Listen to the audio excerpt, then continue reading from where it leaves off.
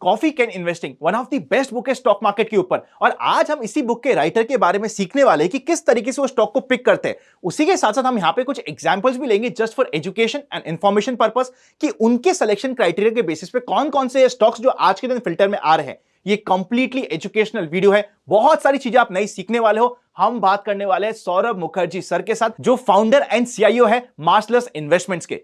चलिए चलते और कंप्लीट स्टॉक को एंजॉय करिएगा, बहुत कुछ आपको सीखने को मिलने वाला है।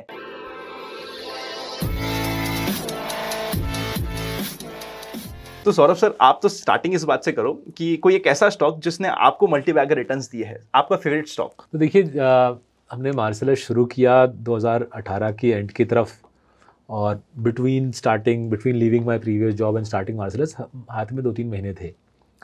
तो एक कंपनी की एनुअल रिपोर्ट, काफ़ी सारे कंपनीज के एनुअल रिपोर्ट पढ़ते हैं, बट एक कंपनी की एनुअल रिपोर्ट बहुत दिलचस्प लगी। सब कुछ था एनुअल रिपोर्ट में, रिटर्न ऑन कैपिटल था, नीश फ्रेंचाइज था। तो मैं प्रमोटर जी से जाके मिला लोअर परेल में, फिर फैक्ट्री गया गुजरात में, फैक्ट्री में विजिट की मैंने नवंबर-दिसंबर 2018 एंड अर्ली पार्ट ऑफ 2019 हमने ये स्टॉक खरीदना शुरू किया। तो आप माहौल जमा रहे हो, नाम नहीं बता रहे अभी। कंपनी का नाम है GMM फॉडलर। तो जब हमने शुरू किया था तब आज का आई थिंक आज रफली $1 बिलियन मार्केट कैप है। कुछ बड़े ब्लॉक्स हुए, उसके बाद आई थिंक $1 बिलियन के आसपास, $900 मिलियन के आसपास मार्केट कैप आई है। I think we started buying it at $150 million and you know over the last 5 years करीबन 4x 5x का कंपाउंडिंग मिला है। But more than the 4x 5x compounding, to see GMM Pfaudler going from a Indian company with a foreign owner, with just an Indian market share, to now becoming a multinational. GMM Pfaudler के I think 8-9 देशों में factories हैं। GMM Pfaudler, the Indian listed entity, acquired the foreign owner. The fact that we made money along the way अच्छी बात है, but उससे भी अच्छा लगा कि पूरा ट्रांसफॉर्मेशन एक नेशनल चैम्पियन का इनटू एन इंटरनेशनल प्लेयर। तो अच्छा लगता है in a way. This is why investing is a lot of fun. आप दिमाग लगा के कुछ करते हो, कुछ पैसा भी कमाते हो, बट एक एक्साइटिंग ट्रांसफॉर्मेशन भी देखने को मिलता है। आपने कहा investing is lot of fun, लेकिन आप गए थे लंदन स्कूल ऑफ इकोनॉमिक्स। हाँ, तो वहां से इन्वेस्टिंग की जर्नी क्यों आई और कैसे आई? तो देखिए, इकोनॉमिक्स इन अ वे के 2 हिस्से हैं। माइक्रो इकोनॉमिक्स विच इज़ इंसान और कंपनी के बारे में समझना सीखना, और दूसरा मैक्रो इकोनॉमिक्स, पूरे इकोनॉमी का सीखना। मेरे को LSE में भी ज़्यादा रुचि थी माइक्रो में, कंपनी और इंसान के बारे में मेरे को बहुत मज़ा आता था समझने में। इकोनॉमिक्स के 2 हिस्से, मैक्रो और माइक्रो। माइक्रो में मेरे को रुचि काफ़ी थी कि कंपनी के बारे में समझना है, इंसान कैसे सोचता है, फैमिली कैसे सोचती है, कंपनी कैसे काम करती है। तो बिकॉज मेरे प्रोफेसर्स ने देखा कि इसको माइक्रो इकोनॉमिक्स में मज़ा आता है, दे टोल्ड मी एक LSE के फॉर्मर प्रोफेसर की कंपनी है लंडन इकोनॉमिक्स, आप उसमें जाके काम कीजिए, आपको यही इकोनॉमिक्स की शिक्षा आप कॉर्पोरेट लाइफ में ले जा पाओगे। सो लंदन इकोनॉमिक्स में मैं अपने गुरु जॉन के से मिला, उनकी कंपनी थी। तो उन्होंने, जॉन के ने कॉर्पोरेट स्ट्रैटेजी सिखाई, उनके साथ जाके UK के बड़े बड़े कंपनीज़ की हमने कॉर्पोरेट स्ट्रैटेजी बना के दी। तो ऐसा करते करते 3-4 साल बाद मैं समझा कि जिस प्रकार से कंपनी की स्ट्रैटेजी बना सकते हैं दिमाग लगा के, उसी प्रकार से दूसरे कंपनी के बारे में समझ सकते हैं, राइट। एंड मेरी एक दोस्त थी, उसने मेरे को बोला CFA कर लो, USA का CFA चार्टर होल्डर बन जाओ, तुमको मज़ा आएगा, right. So I did it. मैं लोकल ट्रेन में अप एंड डाउन पढ़ते पढ़ते CFA पास कर गया। And then I realise that economics और CFA अच्छी तरह जुड़ जाता है। परहैप्स शायद अगर थोड़ी ज़्यादा अकल होती कम उम्र में सीख लेते, but by the time I was 26-27 I realise तो बढ़िया है। CFA में कॉम्पेरेटिव एडवांटेज जो उसको कहा जाता है वही एक्चुअली माइक्रो इकोनॉमिक्स है, राइट। इकोनॉमिस्ट उसको रेंट्स बोलते हैं, एक्सेस प्रॉफिट्स बोलते हैं, और स्टॉक मार्केट उसको फ्री कैश फ्लो बोलता है, राइट। सेम ही चीज़ है। लेकिन so I went to John and said कि जॉन देखो, मेरे को थोड़ा सा पैसा कमाना है, तो मैं काफ़ी कुछ सीखा हूँ आपके अंडर, मेरे को एक कंपनी शुरू करनी है स्टॉक मार्केट में निवेश करने के लिए। So is very kind, he not only let me set up the company, he also became a share holder. And this is how in 2003 November I started my journey in the stock market. I co-founded a firm in London called Clear Capital. और clear capital में हम वहाँ के जो family offices हैं, वहाँ के जो फिडेलिटी कैपिटल बड़े बड़े फंड मैनेजर हैं, उनको जाके हम बोलते थे XYZ कंपनी में आप निवेश करें, इसकी कॉम्पेरेटिव एडवांटेजेस ABCD है, इसकी कैश फ्लो इतनी आएगी, आप इतना बड़ा कमाओगे। सो दैट वाज हाउ मैं इकोनॉमिक्स स्टूडेंट से स्टॉक मार्केट निवेशक बना। तो मतलब आप मेनली रिसर्च एनालिस्ट बन गए थे उस समय पे वहाँ पे? हाँ जी, 2000 उस UK में नाम नहीं था research analyst, but effectively SEBI के अगर लाइसेंस की टर्म से देखे, we became research analyst research analyst regulation के तहत हम एनालिस्ट बने यूके में 2003 नवंबर में। उस समय आपको जॉब्स भी काफ़ी ऑफर हो रही होंगी बिकॉज ऑब्वियसली आपके जो एजुकेशन क्वालिफिकेशन थी वो बहुत अमेजिंग थी, तो जॉब कोई अच्छी जो फिगर आपको याद हो कि यार इतनी ऑफर मिल रहा था मुझे? देखिए पैसे के क्वांटम्स तो याद नहीं है, या मैं बताना नहीं चाहता हूँ। पैसे क्वांटम्स ठीक ठाक थे, आई वाज 21, 22, 23 इयर्स ओल्ड, कुछ बहुत भयंकर पैसे नहीं मिलते थे। इंडियन रुपीज़ में उस ज़माने के 25,000 पाउंड मिलते होंगे सैलरीज, 2001-23 की बात कर रहा हूँ, सॉरी 2001-23 की बात कर रहा हूँ। 25,000, I think by the time I was 2001 मेरे को 50,000 पाउंड मिल रहा था साल में। But it's only when I started clear capital that it became apparent that I could earn more money in life. उतना मैं सोचा नहीं था कि 50,000 पाउंड कमा रहा हूँ, ज़्यादा कमा रहा हूँ, कम कमा रहा हूँ। 50,000 pounds when you are 22, 23 years old is good enough, very good enough. हाँ, डिसेंट मनी।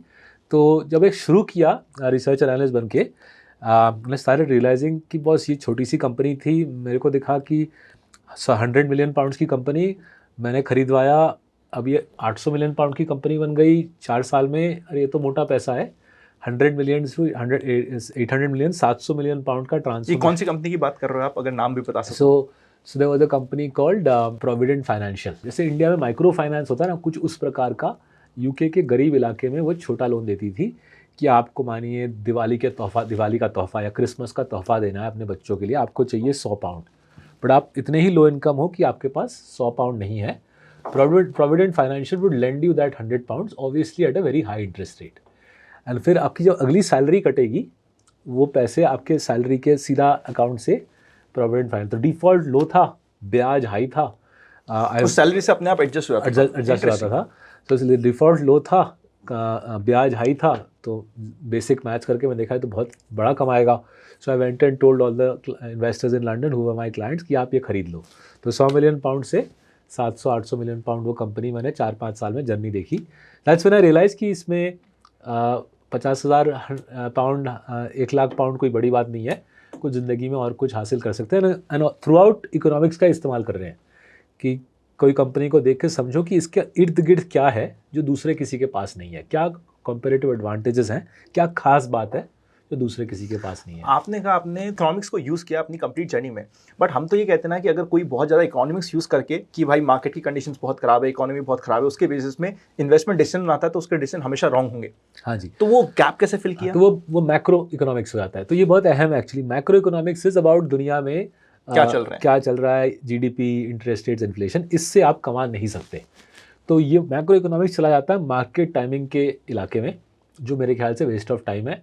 माइक्रो इकोनॉमिक्स चला जाता है डिटेल में, कंपनी के ज़िंदगी के अंदर, राइट। कंपनी के अंदर क्या खास बात हो रही है। माइक्रो मतलब कॉम्पिटिटिव एडवांटेज या पोर्टर 5 फोर्सेस जिसको कहा जाता है, इससे बहुत भयंकर पैसा कमाया जा सकता है। बता भी दो ना क्या 5 फोर्सेस क्या है। तो मेन फोर्स है बैरियर्स टू एंट्री। क्या कंपनी कर रही है जो दूसरे लोग कॉपी नहीं कर सकते। वाइज जैसे अगर आप इंडिया में ज्वेलरी का मार्केट देखें, Titan is the most profitable jewelry company by a country mile, right? It's thrice and four times more profitable than the nearest competitor. But what does Titan do that nobody else can do, right? क्या खास बात है? Now, a good company will never make it explicit. The smart company will never come on social media or broadcast media. So your and my basic job description as an investor is to figure out what does GMM Pfaudler do or what does Titan do that nobody else does, right? And around the age of 27, 28, ये मेरे जहन में घुसी ये बात कि ये चीज़ समझनी है, थोड़ा सा डिटेक्टिव वर्क करना है, थोड़ा सा शर्लक होम्स बनना है, जासूस बन के ढूंढ निकालना है कि टाइटन में क्या खास बात है। And once that happened, I started investing my self.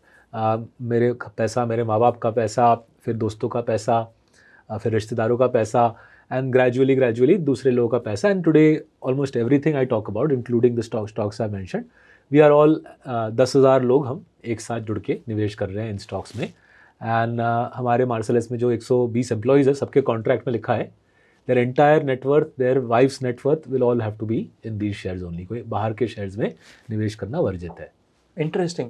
तो आज के दिन आपका स्टॉक सिलेक्शन प्रोसेस क्या है? हम पुराने, बल्कि आप ये भी जर्नी भी बता सको ना कि पहले आप कैसे करते थे और आज आप कैसे करते हो। वो बड़ा इंटरेस्टिंग होगा कि आप कैसे सिलेक्ट करते हो कि ये स्टॉक में मुझे निवेश करना है या नहीं करना। आपकी क्या स्ट्रैटेजी है? सो देखिए यूके वाले दिनों में अकाउंटिंग उतना आता नहीं था। I am not a chartered accountant unfortunately, right. मेरे को बहुत इच्छा है चार्टर्ड अकाउंटेंट बनने की अगले जन्म में, बट सीए नहीं हूँ, सीएफए हूँ। तो अकाउंटिंग समझ आती थी बट इतनी बारीकी से नहीं आती थी। तुम ज़्यादा फोकस करते थे यूके में ये कॉम्पेरेटिव एडवांटेज के मसले के ऊपर। इंडिया जब 2008 में आया, पहले 3-4 महीने में छोटे से ऑफिस में बैठ के एनुअल रिपोर्ट्स पढ़ा। आई रियलाइज़ कि ये इंडिया में अकाउंटिंग का पंगा काफ़ी ज़्यादा प्रॉब्लमेटिक है। So since I'm not a CA, we started hiring the brightest chartered accountants we could find. And thankfully today in Marcellus, we have 20 really smart chartered accountants who are also CFAs working for us. So ये वाला change काफ़ी बड़ा था. Rather than analyzing a company from a comparative advantage perspective, now we start from the accounting perspective. Accounts साफ सुथरे हैं यानी, because अगर accounts ही mixed up है, naughty accounts है, तो पूरा इन्वेस्टिंग का बेसिस ही वहीं पे बिखर जाता है। तो आपका फर्स्ट है कि अकाउंटिंग उसके अच्छे है या नहीं? हाँ जी, तो 40% कंपनी यहीं पे पिक्चर से बाहर हो जाती है। तो BSE 500 becomes more like BSE 300। और कुछ साल इंडिया में रहा है, रियलाइज क्या है कि बिकॉज ये हाई ग्रोथ कंट्री है, काफ़ी डिस्ट्रैक्शंस है प्रमोटर के लिए। प्रमोटर कभी ये कर रहा है, कभी वो कर रहा है, कभी ऑटो में है तो कभी रियल एस्टेट में घुस रहा है, कभी IPL का टीम चला रहा है तो कभी वो फुटबॉल लीग चला रहा है। मतलब बहुत कुछ करते हैं इंडिया में, राइट। बिकॉज इतना ग्रोथ है इंडिया में, इतनी एक्साइटमेंट है that people are all over the place. और उससे क्या होता है, आपका नेचुरली अगर आप किसी धंधे में फोकस नहीं कर रहे हो, उस धंधे में आपका दम लगा के इंटरेस्ट नहीं है, तो धंधा का प्रॉफिटेबिलिटी गिरने लगता है, right. And again basic finance या बेसिक इकोनॉमिक्स, अगर आपकी रिटर्न ऑन कैपिटल 14-15 के नीचे चली जाती है ना, धंधे में पैसा बनाना नामुमकिन हो जाता है, right. So I realised that most of our large companies don't actually make a return on capital of 14-15% because they try to do so many things in one go. So दूसरी चीज़ हमारी फिर बन गई कि अकाउंट्स के आगे देखना है कि रिटर्न ऑन कैपिटल ROCE बन रही है नहीं, एटलीस्ट 15% दिखनी चाहिए, राइट। अगर नहीं दिख रही तो the promoter is trying to do too many things at the same time. He is entitled to do so, but you and I should be staying away, because ऐसे धंधे में पैसा बनाना उनके लिए भी मुश्किल होगा, आपके मेरे लिए भी मुश्किल होगा। तो ये दूसरा पहलू बन गया। Once you do these two analysis, right, आपका BSE 500 becomes more like 50 stocks, 50 stock, अच्छे अकाउंट्स, अच्छी capital allocation, right. And then came the bit which took us around 3 years to crack. Out of these 50 stocks, right, roughly 20 will have built huge moats, huge comparative advantages, but they will not talk about it. If you ask them, they will say the outlook is really difficult, Anant. There are headwinds around input cost conditions. Rural India is facing significant challenges. इस प्रकार का एक वो serious सा मंदी का माहौल करेंगे, which is also why macroeconomics is a waste of time. Because you ask smart people, they're not going to tell you कि बहुत अच्छा चल रहा है business, I'm making tons of money, I'm going to invest and get really rich in the next 10 years. He's not going to say that, right? He's going to give you some fake मंदी वाला macro. So we realize कि ये 50 से 15-20 का portfolio बनाने के लिए basically आपको मेरे को क्या तलाशना है, वो वाला कंपनी जो 15, 20, 30% प्रीमियम चार्ज कर रहा है, and yet not a single customer is leaving that company. So if I take our global portfolio, सबसे easy example देता हूँ। हमारे global portfolio में एक कंपनी है जिसका नाम है Apple, right? Apple का फ़ोन मैं यूज़ करता हूँ, काफ़ी लोग यूज़ करते हैं। Most people will know Apple phones are almost 2x the price of a Android phone, but you will never see an Apple customer say that this is really expensive and I'm switching to Android. वो कोई करता नहीं है ना। Result क्या है? Result है कि दुनिया में 400 कंपनी स्मार्टफोन बनाते हैं, सारा प्रॉफिट एप्पल बनाता है, राइट। तो उसी का इंडियन इक्विवेलेंट है। So both in consistent compounders and in our portfolio called Meritor Q. Meritor Q हमारा एक क्वांट तरीके से बनाया है, जहाँ पे अच्छी रिटर्न ऑन कैपिटल, साफ सुथरे अकाउंट्स वाले कंपनी को खोजो and also check that share price थोड़ी पिटी हुई है, राइट। वहाँ पे हमको कई सारे कंपनी ऐसे मिल जाते हैं जहाँ पे प्रोडक्ट प्रीमियम पे बिक रही है, एज अ रिजल्ट दबा के रिटर्न ऑन कैपिटल आ रहा है, and yet because everybody is wedded to say iPhone और से तनिष्क की ज्वेलरी, राइट, या GMM Pfaudler का glass line reactor, people are saying I'm happy to pay a premium but I don't want to go to a cheaper competitor. That's when you know you've hit the jackpot and you load up and you compound for many years to come. तो हम क्या चाहते हैं हमेशा कि हम जब बात कर रहे हैं आपसे कुछ ना कुछ वैल्यूडेशन आए, हम लोग को वैल्यूडेशन मिल गया कि आप सिलेक्शन प्रोसेस कैसे करते हो। 3 लॉन्ग टर्म आइडियाज आपके इसी प्रोसेस के बेसिस पे आज के दिन। टाइटन की बात कर दी हमारे कंसिस्टेंट कंपाउंडर का। सो वो आपके हिसाब से आज भी लॉन्ग टर्म वेल्थ क्रिएटर है? हाँ जी, देखिए टाइटन की मार्केट शेयर इंडिया के ज्वेलरी मार्केट में 8% है। तो इंडिया का ज्वेलरी मार्केट वर्ल्ड का सेकंड लार्जेस्ट है चाइना के बाद। तो समुंदर है, समुंदर में टाइटन नॉट ओनली ज्वेलरी में कमा रहा है, चश्मा लार्जेस्ट मोस्ट प्रॉफिटेबल चश्मा रिटेलर, लार्जेस्ट साड़ी रिटेलर बन चुका है, and 60% market share in watches भी है। सो कोलोसल अपॉर्चुनिटी है टाइटन के पास। लास्ट 20 साल 2300 गुना कंपाउंड किया है, बट मेरे ख्याल से अभी शुरुआत ही है, right? This is interesting, one name, right, this is the beginning. दूसरा, जैसे मैं बोल रहा था, हमारे स्मॉल कैप पोर्टफोलियो में जीएमएम फॉडलर है, invested now for the best part of 5 years। पहले 3 साल खूब चला, लास्ट 2 साल कुछ खास स्टॉक चली नहीं है, बट प्रॉफिट कंपाउंडिंग में कोई त्रुटि नहीं है। प्रॉफिट कंपाउंडिंग वही 30-40% पे चल रही है। एक शेयर प्राइस ओवरहैंग था, बिकॉज एक जर्मन प्राइवेट इक्विटी इन्वेस्टर जो 10 साल पहले आया था उसको निकलना था, but I think they are now largely gone the German investors, तो ओवरहैंग चला गया है। प्रॉफिट कंपाउंडिंग ज़बरदस्त है। ग्लास लाइंड रिएक्टर, बेसिकली इस कॉफ़ी मग का जायंट वर्जन, इसके अंदर दवाई बनती है। इंडिया में 70-75% मार्केट शेयर जीएमएम का है, दुनिया में 55% मार्केट शेयर जीएमएम का है। जैसे आप लोग पढ़ रहे होंगे, अमेरिका और चाइना के बीच में बड़ा पंगा चल रहा है।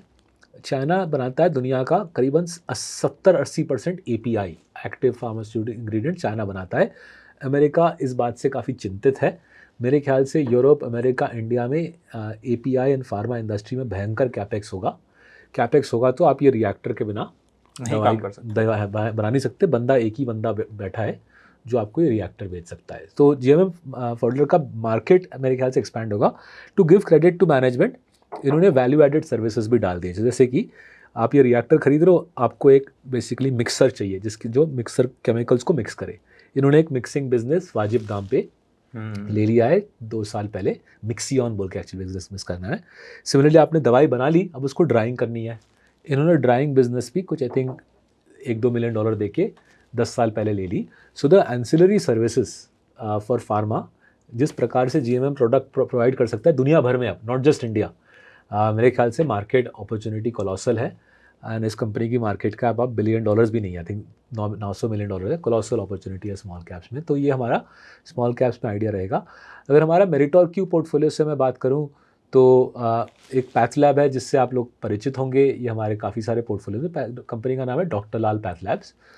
तो लास्ट ईयर ये स्टॉक आधी हुई थी 2022 में, तो काफ़ी हवा चला था कि डिसरप्शन आएगा, कॉम्पिटिटिव इंटेंसिटी बढ़ेगी पैथलैब में।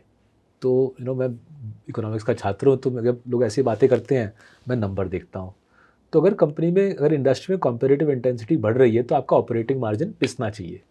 डॉक्टर लाल का operating margin actually last year, this year, हाँ, कोविड के पहले के मुकाबले हायर था, नॉट लोअर, राइट? तो देयरफॉर कोई कॉम्पिटिटिव इंटेंसिटी की कोई गुंजाइश नहीं है। दूसरी बात, जब कॉम्पिटिटिव इंटेंसिटी आती है आपका ग्रोथ रेट धीमा पड़ना चाहिए। अगर आप कोविड का आरटीपीसीआर बिजनेस स्ट्रिप आउट कर दो, इनकी रेवेन्यू कंपाउंडिंग 13-14% कोविड के पहले भी थी, कोविड के बाद 12-13 है, राइट? 2% गिरा है। I think that's largely because lot of the most ill people in India unfortunately lost their lives in Covid, and वो रेवेन्यू ग्रोथ आने में थोड़ा सा 1-2 साल लगेगा, बट कोई भयंकर रिडक्शन इन ग्रोथ नहीं है।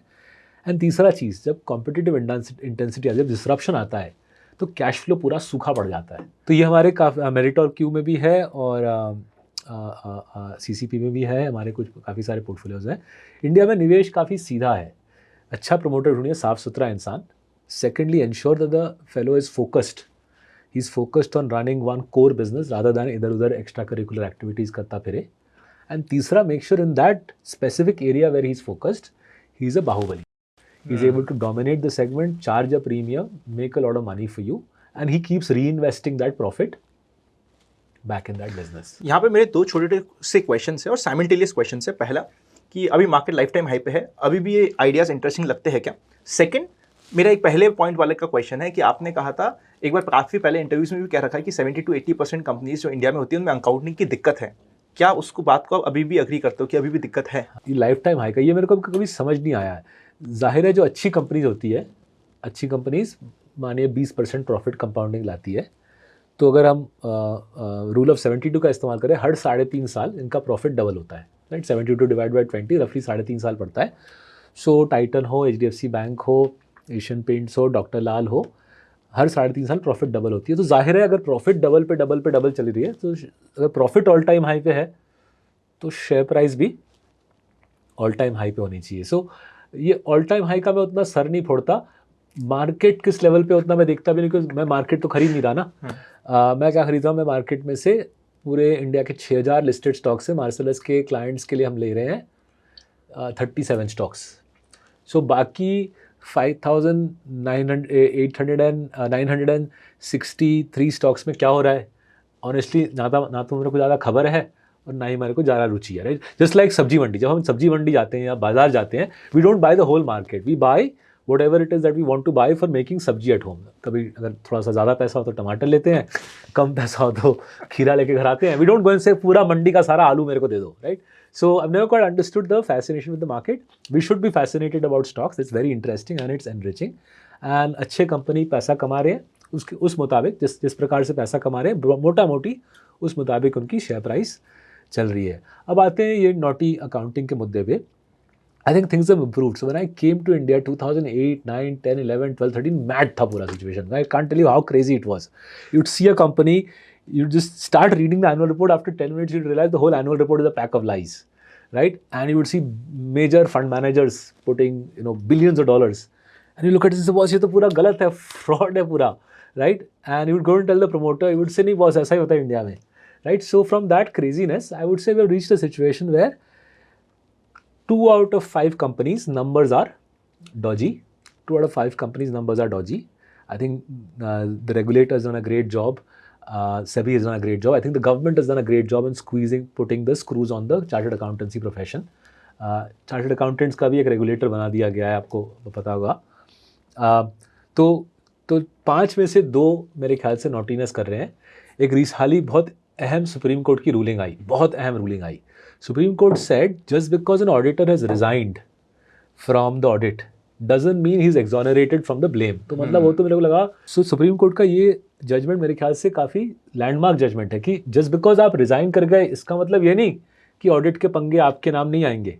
So that should make all auditors super scared of doing Doge audits, right. और आप देख रहे हो जैसे as soon as the Supreme Court verdict came, फटाफट ऑडिट रेजिग्नेशंस आ रहे हैं। सो परिवर्तन अच्छा है, पॉजिटिव है। 2 in 5 स्टिल डू नोटिस था, बट ये तादाद गिरती रहेगी। चलो, इससे पहले कि हम फाइनल अपने रैपिड फायर पे जाए, वन लास्ट क्वेश्चन जो थोड़ा सा ऐसा है जो लोग पूछ रहे हैं आज के दिन। अभी जस्ट मैं आपके आने से पहले भी ट्विटर देख रहा था, अंडर परफॉर्मेंस, उसके बारे में आप क्या कहोगे? अभी रिसेंटली हमने कई बार देखा है कि आपकी अंडर परफॉर्मेंस भी हुई है, तो अंडर परफॉर्मेंस से आप कैसे डील करते हो और आप उसे कैसे देखते हो? तो देखिए, we see it as an essential part of investing, right. Remember our portfolios only have 15 stocks रफली, राइट। कुछ में थोड़े ज़्यादा हैं, कुछ में थोड़े कम है। 15 टिपिकल स्टॉक्स हैं पोर्टफोलियो में। अगर हमारे पोर्टफोलियो स्टॉक्स हर साल आउट परफॉर्म करते, the whole country would buy our portfolio, no they wouldn't buy anything else, right. So let's take CCP, profit compounding 20 आती है, 20 कोविड के पहले भी 20 आ रही थी, कोविड के बाद भी 20 आ रही है, इस क्वार्टर भी 20% प्रॉफिट कंपाउंडिंग आई। कुछ साल शेयर प्राइस चलता है 50%, कुछ साल शेयर प्राइस चलता है -15%, right? So I remember the year after COVID we were up 52, I think, the year after COVID, and then the year to March 23 we were down 15. Profits are up 20% each year, right? Now if in a certain year we go up 52%, naturally odds are next couple of years we'll compound a little less. But similarly, if in the year to March 23 we fell 15, profits are up 20, the prices up down 15, naturally we will catch up. So the stock market exists only for one reason. एक ही काम है market का, जो impatient बंदा है उसका wealth लेके मेरे को दे देना, right? The stock market transfers wealth from the impatient to the patient. So अगर हम जब अंडर परफॉर्मेंस आती है तब शांति से रहना है, जो स्टॉक ज़्यादा गिरी है उसको ज़्यादा खरीदना है। That's why you have to love share price corrections in your portfolio. आपको अपने पोर्टफोलियो से डेप्थ में अंडरस्टैंडिंग होनी चाहिए। जो पिटा है स्टॉक उसको दबा के खरीदना है। Think about it, right. 1 अप्रैल को अगर आप 1 अप्रैल 23 में आप और मैं बात करते तो we were down 15% in consistent compounders. April, May, June, July, August we are up 18%, right. We outperform. Now should I feel particularly happy about it? नहीं, मेरे को कुछ इमोशन नहीं आता, राइट। मेरे दिमाग में अभी भी घूम रहा है कि मंडे को जाके क्या चीज़ बात करूँगा कोलीग्स के साथ, क्या चीज़ टूटी है जहाँ पे दबा के खींच सकते हैं हम लोग। सिमिलरली अगर हम पोर्टफोलियो मेरिट और क्यू देखिए, मेरिट और Q is based on exactly what we have discussed, clean accounts, अच्छी प्रॉफिटेबिलिटी, दमदार फ्रेंचाइज एंड वाजिब दाम पे, उसको हमने क्वांट में डाल दिया है, क्वांट के ढांचे में डाल दिया है, एंड ये पोर्टफोलियो ने दबा के पैसे बनाए हैं। मेरिट और क्यू इज आई थिंक आप 25% in the year or so that we've been operating it. Now, should I do balle balle ki boss merit or 25? नहीं. We'll be sitting down with Krishnan, my colleague, who's the quant guru, right? IIT, IIM के दिग्गज हैं, उनके साथ बैठो कि boss Krishnan और कैसे इस पोर्टफोलियो और इस एल्गो को ट्वीक कर सकते हैं कि जितना गिरे उतना खींच सकते हैं स्टॉक को ऊपर, राइट? जितना सस्ता उतना ज़्यादा खींचते हैं, right? He's built it like that, which is why it works so well. Our qualitative fund managers, Rakshit in CCP, Ashwin in Little Champs, Tej in Curation, they do that. जब stock गिरती है दबा के खींचो. Krishnan is a smart guy, he's put it in quant, right? But इसको और करना है, राइट? और सीखना है और ताबड़तोड़ कंपाउंडिंग लानी है, एंड वो तभी हो सकती है जब आपकी अंडर परफॉर्मेंस आए, राइट? अगर आपके स्टॉक्स हर साल ऊपर जा रहे हैं तो थोड़ा डेंजरस है ना, फिर आपके खुद की कंपाउंडिंग के की स्कोप कम हो रही है. So we exist to make money for our clients, we also invest in the same stocks ourselves. तो जब स्टॉक नीचे जाती है, हमारा जो किलर इंस्टिंक्ट है वो पूरा थोड़ा बाहर आ जाता है. This is the perfect close for the today's session. Usually हम लोग क्या कॉन्वर्सेशन करते हैं, ये single, I know this is the second podcast जहाँ पे मैं ज़्यादा नहीं बोला. First was with Jaya Kishori ji, वो इतना प्यार से बोलती है, इतनी अध्यात्म की बात होती है कि मैं ज़्यादा वहाँ पे बोलने के लिए था नहीं. Second is this one. So मुझे इतना बड़ा मजा आ रहा था आपको सुनने में कि मैं यहाँ पे कुछ बोल नहीं रहा था, आई वाज जस्ट लिसनिंग बहुत प्यार से. आई होप आपको भी मजा आया होगा. मजा आया तो इस वीडियो को लाइक कर दीजिएगा, दोस्तों शेयर करना मत भूलिएगा, और अगर अभी भी आपके कुछ क्वेश्चन है दिमाग में तो कमेंट करके बता दीजिएगा.